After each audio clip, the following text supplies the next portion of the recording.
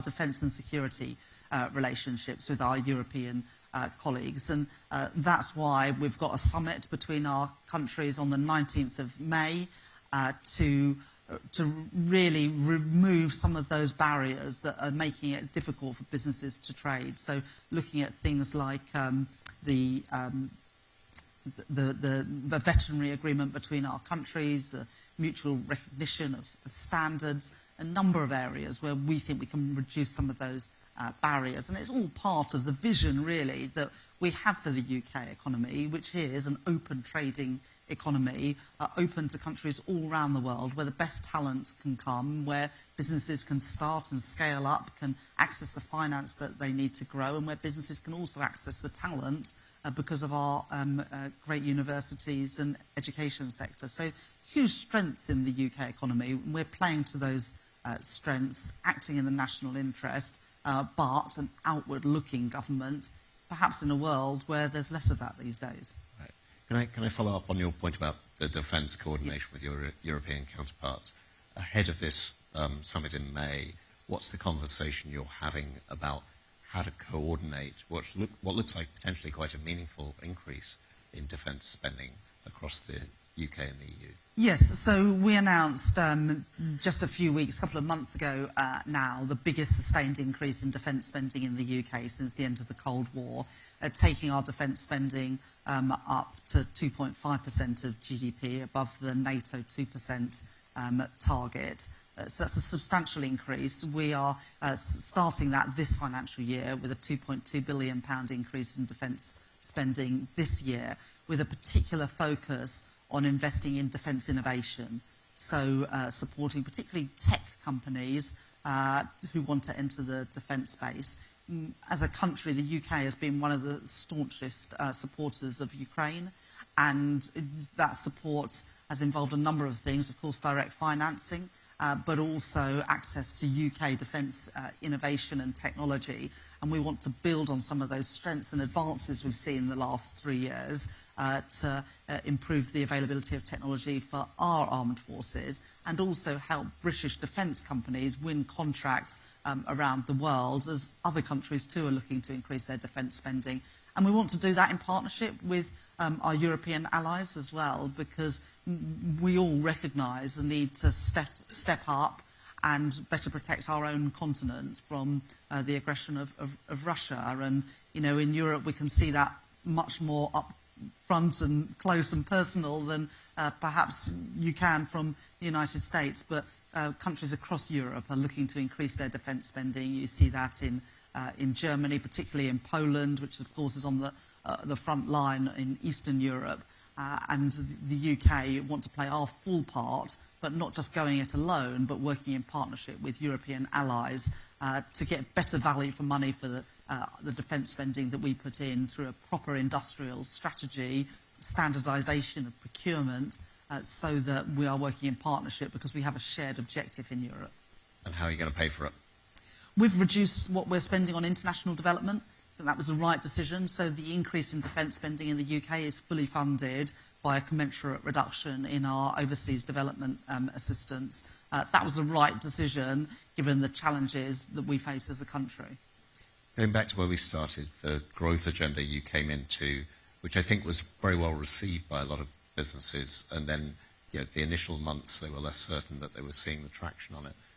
What do you think has really fundamentally changed so far in your 9 months or so in office in the UK economy, when you look back at the economy you inherited, where it stands now? It's a relentless focus on growth. So, you know, the previous government, Prime Minister and Chancellor, were very much focused on tax and spend policies. We are relentlessly focused on pro-growth policies. So whether it's the planning reform, the regulatory reform, the capital markets reform, but also all built on this platform of stability, because stability has got to underpin any strategy for growth, and the political, the fiscal, the financial stability that this government has brought, a big political majority, a mandate to grow the economy, means I think that people can have confidence that we're going to deliver on this agenda, and we've got the political will and the political majority to deliver it.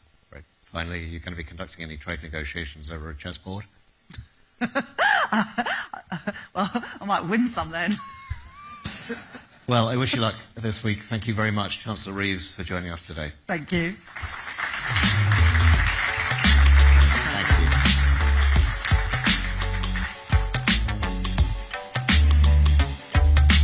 you. Please welcome Dominic Del Oso, Junior President and CEO of Expand Energy, and Charlie Gasparino, Senior Correspondent at Fox Business Network.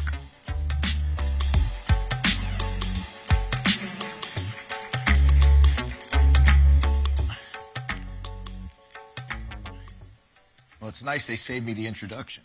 It's good. Okay. Are we in a recession? I don't think so. We could be before long, but I don't think we are right now.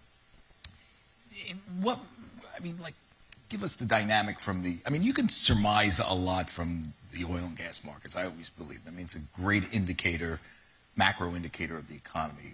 What would you be looking at to suggest that we're heading that way? Oh, but we are heading that way, right? It's possible. Okay. I'm not all the way there yet. So I think you look for industrial activity. You look for demand for the more marginal parts of the energy demand cycle.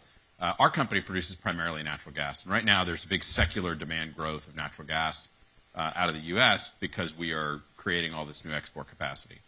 So if we're going to have a recession that's going to be a problem for natural gas in the U.S., it really has to be a massive worldwide recession that pushes down demand for gas in a way that's pretty hard to fathom.